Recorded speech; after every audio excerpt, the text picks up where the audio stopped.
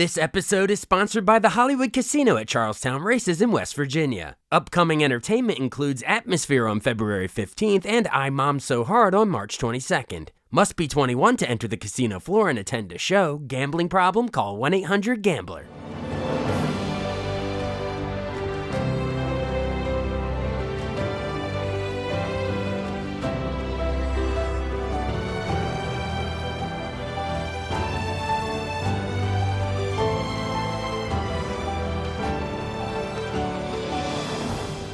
Welcome to the newest episode of Beyond the Fame with Jason Fraley. I'm your host, Jason Fraley, picking the brains of the top filmmakers, musicians, and artists of our time. The new psychological thriller Presence is now playing in movie theaters, putting a new spin on the haunted house flick. I spoke with screenwriter David Koepp about penning the script for director Steven Soderbergh, as well as his prolific career of writing the iconic scripts for Steven Spielberg's Jurassic Park, Brian De Palma's Mission Impossible, and Sam Raimi's Spider-Man.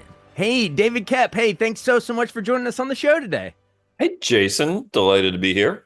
I'm so excited to talk to you. One of the greatest screenwriters of our time, maybe of all time, at least in terms of box office and some of my personal favorite movies. But today, we're here to talk because you're the writer of the new suspense film Presence, produced by Neon, and it's in theaters now. Now, you and I, both know what it's about, but give our listeners who maybe are just tuning in, maybe even haven't seen a trailer, give them the basic premise in the screenwriter's words.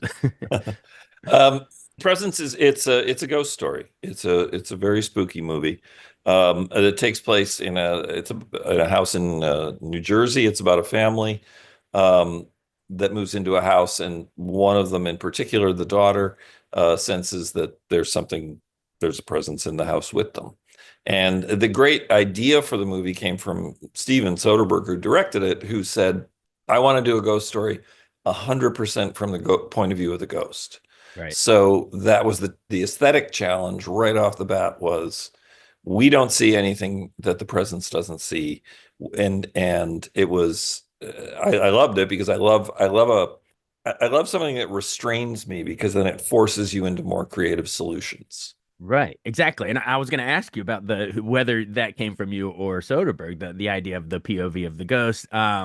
I mean, the other way around has worked over the years. I mean, gosh, my family just, we did an outdoor projector at Halloween and did Spielberg's and Hooper's, Poltergeist. That still works. Those great haunted house movies are great. But for you to flip it, it's a really cool idea to see it entirely from the ghost POV. So Soderbergh brought you the idea. It wasn't the other way around. It was his idea, and you had to figure out how to write it in screenwriting language. Like, are you actually writing POV of ghost in this shot? You know what I mean? Like, how much are you working that into the actual text? You do work. It's funny because as a screenwriter, normally referring specifically to camera movements is forbidden. A no-no. It is a no-no unless you want to make sure the director does not do it that way, and then by all means. Yeah. So my brief was, okay, tell this story. It's going to be just from the ghost point of view. It needs to be all in one house because it's not a high budget film, and so we need to contain it. And it also felt logical. The presence is confined to this house, and it's about a family. So I went into it thinking, all right, I'm writing a 4-person drama. There's, mother, father, son, daughter. And I started writing, and because I needed to refer to what the camera did, I'd say, we peer out through the slats of a closet. We move outside the closet and go to the window. Somebody, blah, blah, blah. And I realized, well, I'm writing we all the time. And the way that this we behaves means that's a character too. It's not a 4-character piece. It's a 5-character piece. And the 5th character is played by the camera. Most movies are, have an omniscient point of view. Yeah. So it's the director's choice. In this case, it's the character of the presence is exhibiting itself by being anxious, curious, angry at times, fearful at times. And you see that in the way the camera moves. It's a very voyeuristic type of screenwriting you have to do, which some of the great, scary movies or even slow burn thrillers. I like more of a slow burn thing. But to me, when some of the great directors of all time, the Hitchcocks or the Carpenters or whoever, like sometimes when you have that voyeuristic camera itself, it's some of my favorite slow burn filmmaking, and just let it kind of hold and let that become a character of its own. But you even take it another level because it actually is a character. Yeah. Yeah, it's not a tool we're jumping into in the middle of the movie. Oh, show the killer's POV. Right. It is the essence of the movie. I would not describe this movie as scary. Yeah. I think it's deeply unsettling. Yeah. There's a This movie has one of the most profound senses of anxiety and dread Yeah. of any movie I have seen or certainly been a part of. And in fact, the last like 15 minutes are difficult for me to watch. I've seen it a number of times because it played at some festivals and various times you see it. And it's so intense, but again, not particularly scary. And I think that in itself makes it really original. Yeah, I want to I actually do if you're listening to this folks and you're thinking about, dropping your money to go see it, with some popcorn at the theater. Yes, I'm glad you made that distinction. Don't expect like this isn't like jump scare, jump scare, jump scare. Like that can almost be Right. cheap. This is like slow burn thriller, psychological, family drama stuff. So yeah, like if go in with that mindset and hopefully it'll pay off just like you. You'll have that dread like you in the end. Awesome. Well, we should remind people of the cast: Lucy Liu, Kill Bill, Chris Sullivan. This is us. Kalina Lang, Bad Genius, sort of the young star. And then of course, Soderbergh is writing and directing this, so it's a great team you're working with. I want to ask about you working with Steven a little more, because I know when he first burst on the scene in '89, he wrote and directed Sex, Lies, and Videotape. But since then, he's a lot of his big movies, he does work with a writer. Traffic, Aaron Brockovich, Ocean's 11. A lot of those he directed, but had a screenwriter working with him. So, does it help to work with a director that has written before that isn't just kind of interpreting your thing? Like, does it help to work with someone like Steven who knows how to write as well? Absolutely. It always helps because they're familiar with storytelling and the particular challenges of it Yeah, and what's important, what you can do, what you can't do. Um, I've known Stephen for like 30, 35 years and been friends, but we hadn't worked together until a few years ago. We did this movie, Kimmy, which turned out very well. Now this, and then there's another one coming in March. And what's been great about it is we were concerned at first, oh, is this going to ruin our friendship? Because working together can be stressful. And Steven does so many jobs on a movie. He directs, he lights and shoots it himself, he edits it himself. Um, and I know that if he wanted to do my job, he could because he's an accomplished writer. But by the fact that he's not doing my job, I assume he doesn't want to, and then he lets me. yeah, So he will have notes and thoughts and comments like any director, and he'll steer you in a certain direction. And that sort of thing. But he doesn't jump in there and try and do it himself, which I appreciate. that's awesome. Well, you've worked with some of the greats, including a different Steven S. Berg, a different one. Yeah. Steven Spielberg, of course, in Jurassic Park. Well, of course, you adapted Michael Crichton's book. I always wanted to know how much of those great lines that we all quote to this day, hold on to your butts. That's one big pile of, what?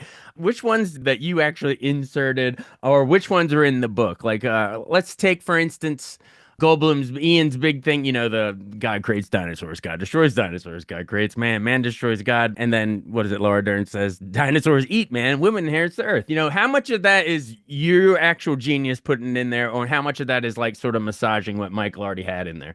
Well, so much of the great science is his. So Yeah. a lot of Goldblum's, really terrific and thoughtful monologues are pretty much out of the book, edited Yeah. and made to work in a movie. Um, Basically, if it's kind of wise assy and slightly scatological, it's mine. I figured. So it's funny that the two first ones you mentioned involved, poop in your butt. That's true. I Um, didn't think about that. Was that you? Was that No, Cap? those are mine. Um, as I recall, and it's been a while, the dinosaurs eat man, Yeah. but that thing woman inherits the earth. I think that was Stephen and Laura.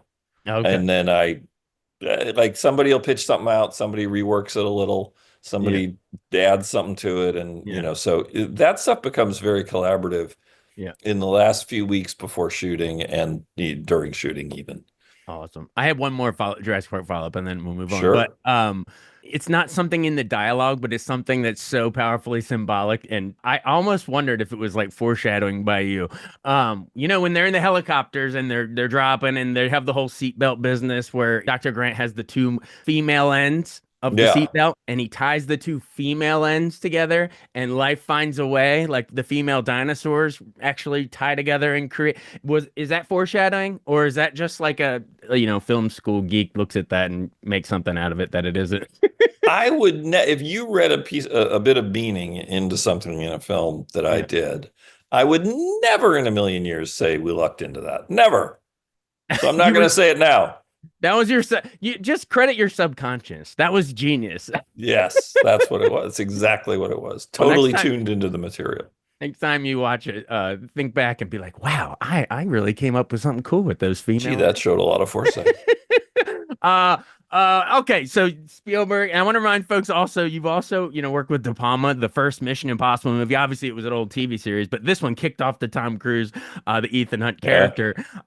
It's still my favorite one, by the way, maybe because it was the first time, but there's so many great lines that I wanted to compliment you. My grandfather's favorite line, rest in peace. So I want to give him a shout out. He loved this movie. Was after the big knock list, rappel down into CIA headquarters, the big set piece. There's the thing where the CIA guy, the main villain guy, is really mad at the guy that had to go into the bathroom with the diarrhea, all that stuff. He says, just send him to Russia, mail him his clothes. That line, mail him his Yeah.